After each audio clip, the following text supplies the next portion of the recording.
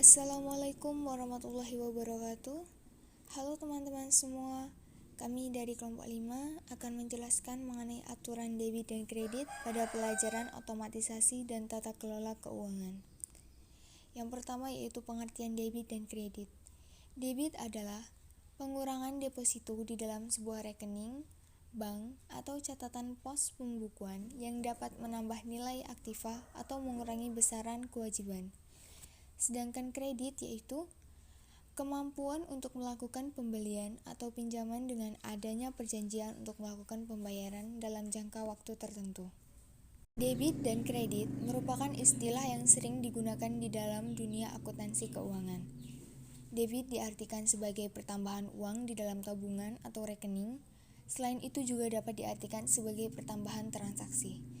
Sedangkan kredit diartikan sebagai pengeluaran uang saat melakukan transaksi. Namun debit dan kredit tidak bisa hanya diartikan sebagai pertambahan atau berkurangnya uang di dalam tabungan. Hal itu dikarenakan untuk kepentingan laporan keuangan perusahaan, beda debit dan kredit tidak sesederhana itu. Selanjutnya yang kedua yaitu perbedaan debit dan kredit. Yang pertama, debit mengacu pada sisi kiri akun buku besar, sedangkan kredit berhubungan dengan sisi kanan akun.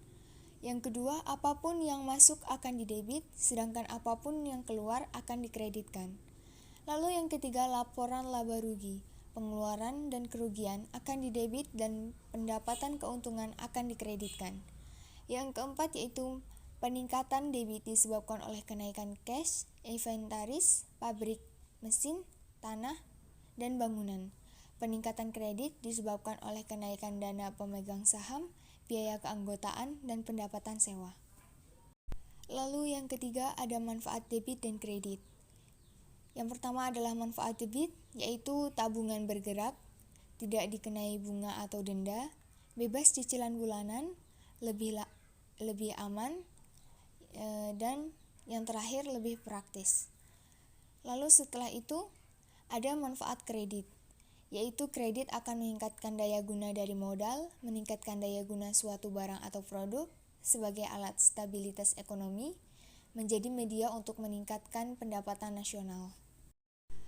Lalu selanjutnya ada contoh debit dan kredit, yaitu yang pertama membayar gaji karyawan, akun didebit salary expense dan akun kredit kas.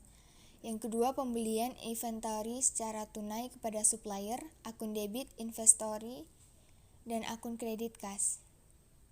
Yang ketiga, pembelian inventory secara kredit kepada supplier, akun debit inventory dan akun kredit utang dagang.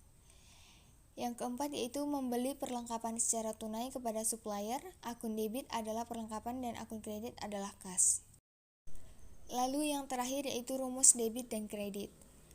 Ada beberapa jenis akun, yaitu yang pertama ada aktiva, kewajiban, modal, pendapatan, dan beban. Pada aktiva, penambahan yaitu masuk pada akun debit, sedangkan pengurangan pada akun kredit. Lalu pada saldo normal yaitu masuk pada debit, sedangkan kewajiban yaitu pada penambahan masuk pada kredit, pengurangan masuk pada debit, saldo normal masuk pada kredit. Modal penambahannya masuk pada kredit, pengurangannya masuk pada debit, saldo normalnya masuk pada kredit.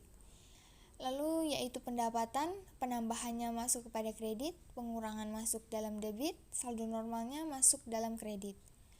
Lalu yang terakhir ada beban. Penambahan beban masuk pada debit, pengurangan beban masuk pada kredit, sedangkan saldo normal masuk pada debit.